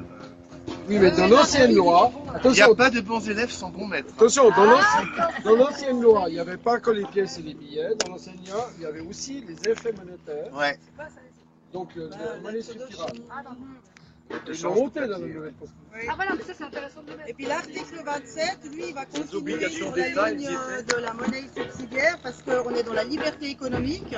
Puis l'article 27 va dire La liberté économique est garantie. Elle comprend notamment le libre choix de la profession, le libre accès à une activité économique lucrative privée et son libre exercice. Pardon. Voilà. Donc ça justifie l'argument de la BNS qui dit que c'est que des... la Confédération qui dit que c'est que des substituts monétaires et puis que c'est... Bon, voilà, parce que c'est une coutume qui a été largement acceptée par le peuple. Voilà. Là on va se perdre si on continue là-dedans, mais ça explique pourquoi la BNS ne veut pas de monnaie pleine, parce que c'est ce que je pense est juste. Les pièces, les billets appartiennent à la Confédération. Les substituts monétaires .ubs, .migros, .coop, banque, donc appartiennent aux banques. Et en fait, on a la monnaie scripturale de la BNS, qui est une monnaie légale de par la LUMMP article 2, mais qui en réalité lui appartiendrait à elle. Et donc une banque d'intérêt privé, puisque c'est quand même une SA la BNS, hein, s'est appropriée ou a légalisé sa forme de monnaie qui n'appartient pas à la Confédération et donc de ce fait pas à l'intérêt public. Et si ça c'est vrai, si j'ai raison sur ce point-là, il y a de quoi avoir peur. Oui, c'est le cas. C'est le cas. Bah voilà. Là, je suis d'accord avec toi. Aujourd'hui, tu vois que je suis pas. Tu vois. Alors, ça,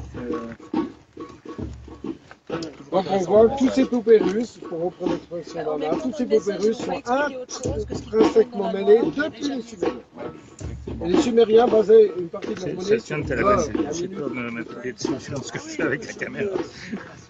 Je sais que je te trempe ta tablette, t'inquiète pas, je te la rends, pas la peine de martyriser mon téléphone. Et les Sumériens étaient des astronomes. J'aurais pu prendre des notes aujourd'hui. Non, c'est bon. J'avais assez à faire avec ça. De réfléchir à un complément qui serait... D'abord, qu'est-ce que vous pensez de cet article 3 là, les cantons sont souverains en tant que leur souveraineté n'est pas limitée par la Constitution fédérale. Ça se réfléchit.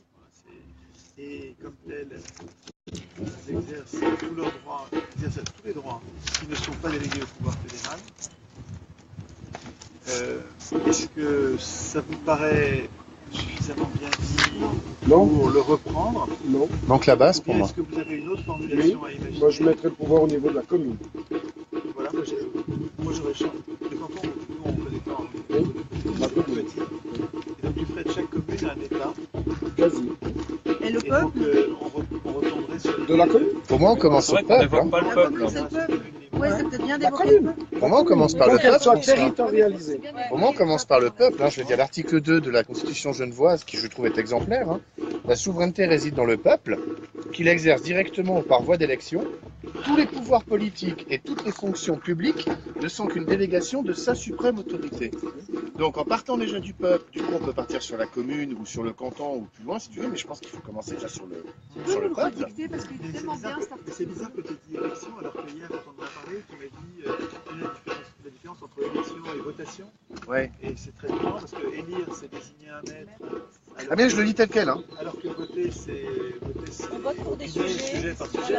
Et on élit La les vraie personnes. souveraineté c'est les votations. Oui, donc tout à fait. Là je le lis tel qu'il est, mais c'est vrai qu'on pourrait, je suis d'accord avec toi, ou l'enlever par voie d'élection, on peut l'enlever. Donc on passerait par voie de votation. par voie de votation, ouais. Parfois d'élection quand c'est nécessaire. Et moi je mettrais... Ou par scrutin. Non, parce que ça ouvre la porte à... C'est élection. Ouais, eh oui. Ouais. Donc, l'original, comme il est là. Donc, dédicace à Patrick. L'article 2 de la Constitution genevoise actuelle. Mais ça va être une anticonstitution. La souveraineté réside dans le peuple, virgule. Ça ressemble à l'article 3 pour l'instant. Qu'il exerce directement ou par voie d'élection, mais sans la virer. Point. Tous les pouvoirs politiques et toutes les fonctions publiques ne sont qu'une délégation de sa suprême autorité. Point. Retour à la ligne. C'est la dictée de sa suprême autorité. Je dis juste les deux points suivants qui, à mon avis, on peut voir pour les garder ou pas ou les reprendre. David, quand tu dis qu'il faut que tu répètes. Pardon. Parce qu'on laisse des blancs quand on monte. C'est tout. La souveraineté réside dans le peuple qu'il exerce directement ou par voie d'élection, point. Tous les pouvoirs politiques et toutes les fonctions publiques ne sont qu'une délégation de sa suprême autorité. Point. Tout le monde là? Là, c'est terminé l'article 2. Ça, c'est le 2.1. Après, j'ai jamais repris le 2.2 et le 2.3, mais les structures et l'autorité de l'État sont fondées sur le principe de la séparation des pouvoirs. Ça, c'est évident. Les autorités collaborent pour atteindre les buts de l'État. Bon, admettons. Sauf que la séparation des pouvoirs, là, c'est dit comme si c'était une évidence. Et ça mériterait d'être précisé. Ouais. C'est-à-dire qu'on pourrait préciser qu'on a un législatif. Quel pouvoir? Qui est celui de produire les lois. Il manque L'exécutif le pouvoir, qui est mettre en œuvre la police et l'armée pour faire respecter les lois. Et peut-être qu'on pourrait mettre un commentaire, parce que comme on sait que c'est le danger depuis des siècles et des siècles, depuis des millénaires, on sait que c'est l'exécutif qui s'autonomise, on pourrait préciser que oui, on est sur la colline. toute forme de législation, toute forme de pouvoir législatif donné à l'exécutif et une félonie sans faute, non avenue. Ça, t'avais pas quelque chose dans la Déclaration universelle des droits de l'homme et du citoyen? Dans l'article 16, je crois, toute société qui n'a pas dans lesquelles les droits ne sont pas garantis et la séparation des pouvoirs n'est pas effective, n'a pas de constitution. Il me semble que c'est l'article 16. Mais ça vaut le coup, à mon avis, de dire ça. C'est-à-dire dire qu'il ne faut pas que l'exécutif ait la moindre possibilité de légiférer. Et puis préciser qu'il y a donc ces trois pouvoirs et plus le médiatique et bancaire, ça faut sûrement préciser. Par rapport à la France, j'imagine. Est-ce qu'au niveau de la commune, l'étranger a droit de votation? Oui, dans beaucoup de communes. Donc ça veut dire que ce sera les étrangers qui sont intégrés. Oui, mais quel est le but des personnes qui vivent à l'extérieur de voter sur des lois qui s'appliquent à ceux qui sont loin d'eux? Oui, moi je suis pour la commune et je suis contre le mot peuple, mais ça détaille personnel. Peuple. Je préférerais le mot personne physique. Ça veut dire que les gens votent pour la commune, enfin pour des droits. Là où ils vivent. C'est là où ils vivent. Là où ils vivent, exactement. C'est là où ça les concerne. Ils sont connus. Ils sont concernés. Non, personne. On est irréductible. Personne. Irréductible. C'est le plus petit élément de la suite. Un quart de touriste américain. Et puis là, ce qui me plaît dans ça, en fait, on revient, nous appartenons à la terre, et c'est pas la terre. Voilà. Super, merci. C'est ma tenue. Parce que l'idée, c'est que nous sommes étrangers parce que la terre ne nous appartient pas. Alors que là, on revient donc la première loi fondamentale des Suisses, c'est le pacte fédéral de 1291. C'est vraiment des petites communes qui se sont unies pour se défendre le cercle des poupées russes, pour se défendre. Et la deuxième loi commune en Suisse, c'était la protection des arbres. Pourquoi? Parce que les arbres protègent des avalanches. Si on coupe les arbres... Non, quand même pas. Mais l'arbre était tellement important pour l'espèce humaine. Si on coupait trop les arbres, ça favorisait les avalanches. Alors on protégeait l'arbre pour pas qu'il y ait des avalanches. C'est dans quel texte ça? C'est une loi confédérale vers 1200. Et il n'existe plus, je crois. Si, tu dois pouvoir la trouver. Je t'ai jamais envoyé les archives fédérales? Ils ont tout scanné, tout indexé, tout, c'est extraordinaire. Alors ce sera en allemand, ce sera en suisse allemand. Mais j'aimerais relever quelque chose. Là, on vient de vivre une dernière élection, nous, dans le canton de Genève, où on a 38% de la population qui s'est exprimée, donc qui est allée élire ses représentants. Et qu'est-ce qu'on en déduit? C'est que 60% des personnes ne sont pas sorties choisir leurs représentants. Donc c'est la majorité silencieuse. Alors qu'est-ce qu'on fait de cette majorité silencieuse? Comment est-ce qu'on comptabilise son choix de ne pas choisir? Alors ça, c'est vraiment un sujet d'atelier construction. Ah oui. À mon avis, qui sort de la subsidiarité ou de la monnaie, mais c'est vraiment typique. typiquement un sujet avec les Mais quand on parle de peuple, est-ce que c'est 40% du peuple? C'est ça que je demande. Oui, mais parce que ça c'est clair. Non, Le pas peuple grave, se sent pas représenté parce qu'entre autres, il n'a pas cette possibilité d'influer sur, par exemple, sur la Constitution. Donc ça veut dire que il serait bien plus, il serait bien plus motivé. Il y aurait bien plus de personnes qui. Non, mais là tout à l'heure, on faisait une allusion aux votations. D'accord? Quand on fait une allusion aux votations, ça comprend toutes sortes de possibilités de choisir. On est d'accord. Et dans la mesure où on a cette possibilité de choisir, la question qui pour moi est assez importante, c'est quid de ceux qui ne choisissent pas, qui choisissent de ne pas choisir. C'est-à-dire nous, dans notre programme, grâce à tes vidéos aussi, on avait aussi la comptabilisation du vote blanc. C'est-à-dire qu'est-ce qu'on fait de ces gens qui ne veulent pas donner... C'est autre chose encore, le fait de ne pas aller voter. Alors c'est vrai, c'est vrai. Mais Mais quelqu'un qui n'y va pas, c'est presque comme un vote blanc. Si tu veux, Il ne donne pas la voix. ta remarque suggère deux points de thème d'atelier constituant. L'abstention, ça nous conduit à réfléchir au quorum. Est-ce que nous mettons, et combien, est-ce que nous mettons un minimum, une participation minimum pour qu'une nouvelle loi ou un nouveau texte soit adopté? Est-ce qu'on décide qu'il faut que la moitié des gens se soient déplacés et votés pour que la loi passe? Quelque chose. Oui. Il faut que ce soit la majorité, mais la majorité parmi la majorité des... Enfin, un quorum, je crois qu'il y a un quorum. Quorum, ça veut dire une participation minimum. Et puis, pour le vote blanc, c'est encore autre chose parce que c'est la possibilité, en plus de tous les choix, si c'est un référendum, c'est les différentes réponses à la question, si c'est une élection, c'est les différents candidats à l'élection. Et le vote blanc devrait, si nous l'instituons, et s'il n'est pas institué, c'est parce que c'est pas nous qui le faisons, c'est des gens qui ne veulent pas, les élus ne veulent pas du vote blanc, ça permet de les foutre dehors. Ça permet de dire, mais ces candidats, aucun de ces candidats ne m'intéresse, qui rentrent chez eux, j'en veux d'autres. Il y a, cette question est idiote, je ne veux pas répondre, je veux une autre question. Si nous instituions le vote blanc, il faudrait non seulement écrire ce qu'il signifie, donc sa signification politique, parce que pour l'instant les politiciens jouent avec une polysémie, donc c'est un mot qui a plusieurs sens. Et donc on peut, un peu comme représentant, ça a plusieurs sens. Représentant, ça peut vouloir dire maître ou serviteur. C'est le même mot représentant. Et donc ils jouent avec ce mot-là comme s'ils étaient nos serviteurs.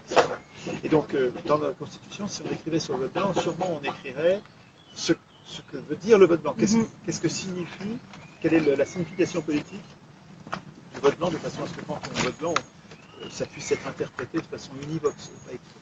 Et ensuite, il faut aussi décider dans vos ateliers constituants qu'est-ce que ça entraîne que le vote blanc soit majoritaire.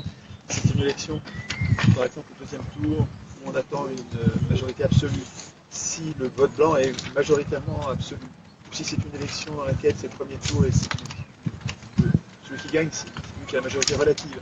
Et dans ce cas-là, si le vote blanc est à la majorité relative, en tout cas, quand c'est le vote blanc qui gagne, qu'est-ce qu'on fait? Est-ce qu'on renvoie tous les candidats chez eux? Ça, c'est souvent ce qu'on dit dans nos ateliers. Mais après ça, qu'est-ce qu'on fait? On réorganise l'élection. Combien de temps après? On peut le fixer peut-être pas nécessaire. Enfin, il vaut mieux le dire. Et puis, surtout, est-ce que ceux qui viennent de se faire éliminer peuvent se représenter ou pas? Ou bien est-ce qu'ils restent chez eux? Ça, c'est à vous de l'écrire. Alors tu as raison. Est-ce qu'ils sont illégitimes ad vitam aeternam? Est-ce que ces gens-là, on considère qu'on ne veut plus jamais les voir comme candidats à une élection? Ce qui est peut-être un petit peu sévère. C'est peut-être un peu sévère, un peu radical. Pour 10 ans, ça existe. C'est un peu radical. Non, mais pour l'élection, on laisser le temps de réfléchir. Oui, voilà, Non, mais là, alors, se pose aussi, est-ce que quand tu obtiens 1% ou 1,5%, est-ce que tu n'as plus jamais, voilà, ou est-ce qu'on te donne comme ça? C'est typiquement ce qu'il faut réfléchir dans l'intelligence artificielle. Donc tu as raison de faire la distinction du vote blanc, c'est pas la même chose que de voter personne et ne pas aller voter du tout. Mais n'empêche que même si tu vas voter et que tu votes personne, enfin que tu élis personne de ceux qui sont présents, ou que tu ne sors pas, alors que hypothétiquement tu aurais peut-être choisi si tu étais sorti ceux qui se représentaient, le résultat est finalement le même, c'est que tu veux personne. Non, si tu votes blanc, c'est qu'il n'y en a aucun pour qui tu aurais voté. Non, mais ceux qui ne sortent pas. Ceux qui ne sortent pas voter, ils auraient potentiellement peut-être choisi l'un des candidats, mais ils ne sont pas sortis, donc on ne le saura jamais. Mais le résultat est le même, c'est qu'ils choisissent personne. puisqu'ils ne sortent pas. Non, il y a quelque chose d'important, c'est que l'abstention est importante aujourd'hui, très importante dans pratiquement tous les pays développés. Mais parce que, à mon avis, je dis parce que, je me trompe peut-être, mais il me semble que c'est largement parce que le vote blanc n'existe pas. Peut-être que tu as le choix entre crapula, crapule B, crapule C, et éventuellement quelques vaillants héros, mais qui sont toujours à 0,5. Ils sont non médiatisés. Ils sont passe-paladés, donc ils ne sont jamais élus. Et donc, à mon avis, si le vote blanc est institué et s'il est décisif, c'est-à-dire s'il annule l'élection et renvoie les candidats chez eux, tu vas avoir beaucoup moins d'abstention. Et là, à mon avis, tu pourras dire que l'abstention est un signe de désintérêt politique. Il faudrait trouver pas forcément. Alors, il y a un symptôme. Alors, ça peut être autre chose. Peut-être que je rate quelque chose. Ça peut être quoi intégral peut dire bon, je refuse le principe de la votation. Bon, j'aimerais juste vous lire un truc.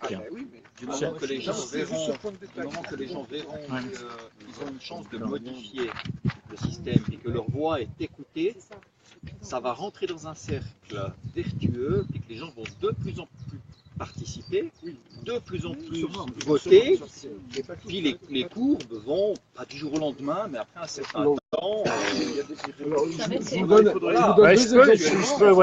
Il faudrait instaurer des proportions de dissuasion. Alors, je vous donne deux exemples. Ouais, non, mais attends une seconde, François.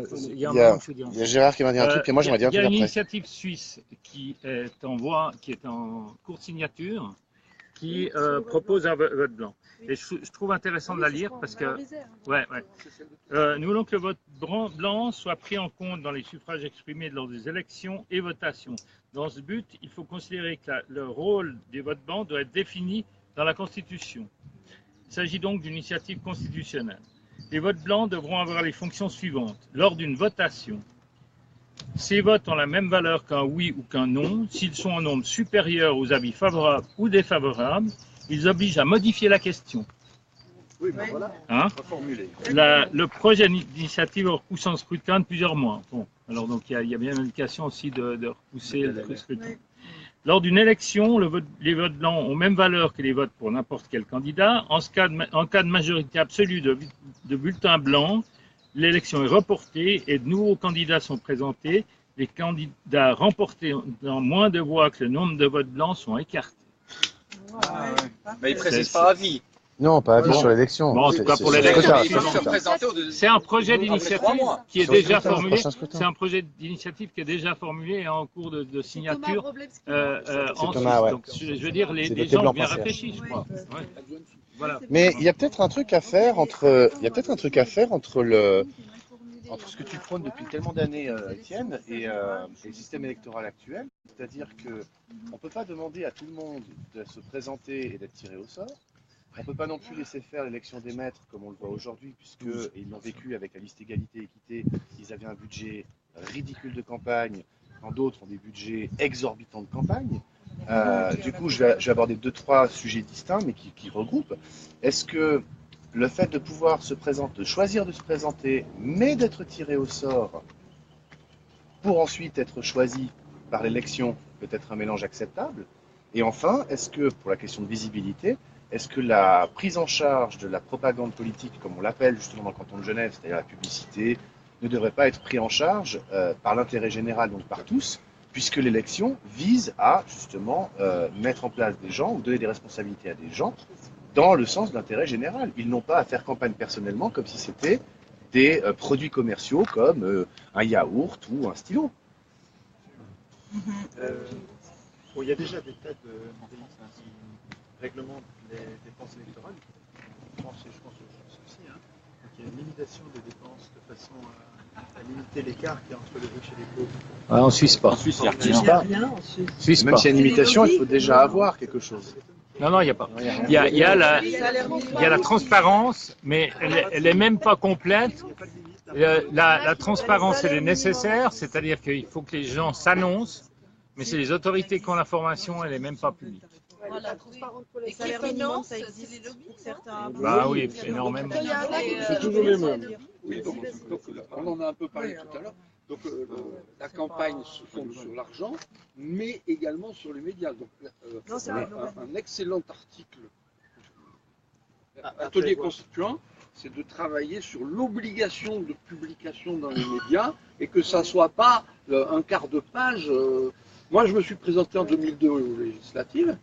J'ai eu droit à une colonne dans le Dauphiné libéré. Donc c'est le journaliste qui a rédigé et il a, en bas il a écrit. C'est formidable ces idées, mais on en a vu d'autres se casser la gueule. Programme l'échec. D'accord. Voilà. C'est-à-dire que il devrait y avoir des articles constitutionnels définissant, limitant le pouvoir des médias en le mettant sous le contrôle des citoyens. Bah oui, bien sûr. On avait dans notre programme. Je suis d'accord. Ah ouais? Ouais. Ah mais je l'ai pas lu. Et lis-le une fois parce que c'est des idées qui sont libres de droit, on a dit. Ah bah on s'est beaucoup inspiré des vidéos d'Étienne. Il ne faut pas se leurrer. Nous on a un petit passif. On est adeptes. Mais c'est dans le deux sens. Toujours. Mais jusqu'à maintenant, le vote blanc, c'est chacun met ou ne met rien dans l'enveloppe. Est-ce que quand on dit institutionnalisé, ça veut dire qu'on met un bulletin blanc Oui, oui. D'après il n'y a pas de croix dans les cases. tous les candidats, ils doivent tous avoir leur ville.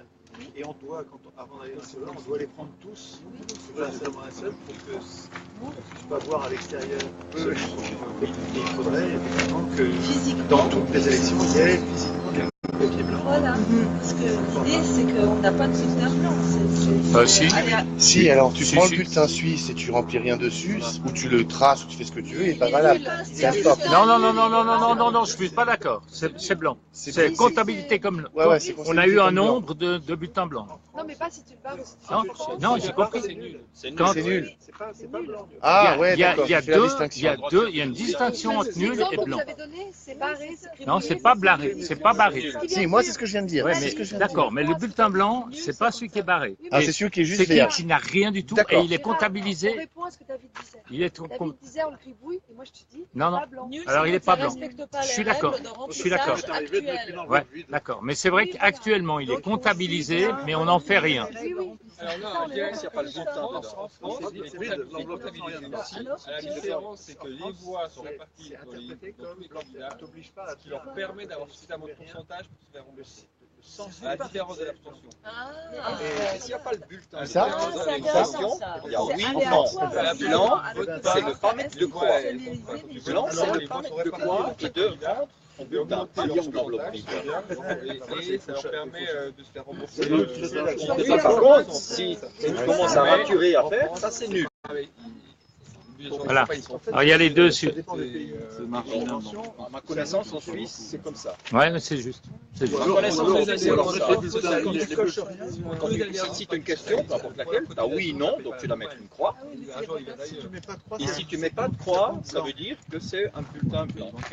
C'est-à-dire que il y a aussi un autre moyen de manifester l'opposition, c'est de mettre les bulletins imprimés. C'est parce que chez nous, le vote blanc, il X noir sur le. Ouais. Mais alors c'est nul en Suisse. De bien mettre un nom, mais barré par marqueur. C'est celui qui découle. Oui, à peu près ça. L'idée par rapport à ce que tu disais, c'est de donner de l'importance à ce blanc, ce vote blanc, et puis remettre, qui remettra en question les personnes, est-ce qu'elles se représentent ou pas. C'est vraiment physiquement de le mettre blanc pour lui donner cette importance-là. Oui, mais c'est évident que dans la situation Macron-Le Pen, si les bulletins blancs avaient eu ce pouvoir-là, ils auraient eu exactement le pouvoir de ce qu'une grande majorité des Français voulaient. Bah oui, mais surtout, si ça avait eu ce rôle-là de remettre en question et shooter les deux candidats en question que personne ne voulait. C'est encore de la manipulation parce que de ne pas mettre ce bulletin blanc, c'est implicitement d'obliger les gens à voter l'un ou l'autre. C'est eux qui ont politiquement décidé de comptabiliser les bulletins blancs comme bulletins nuls. Oui, dans le même paquet. Le fait de ne pas mettre encore une fois un bulletin blanc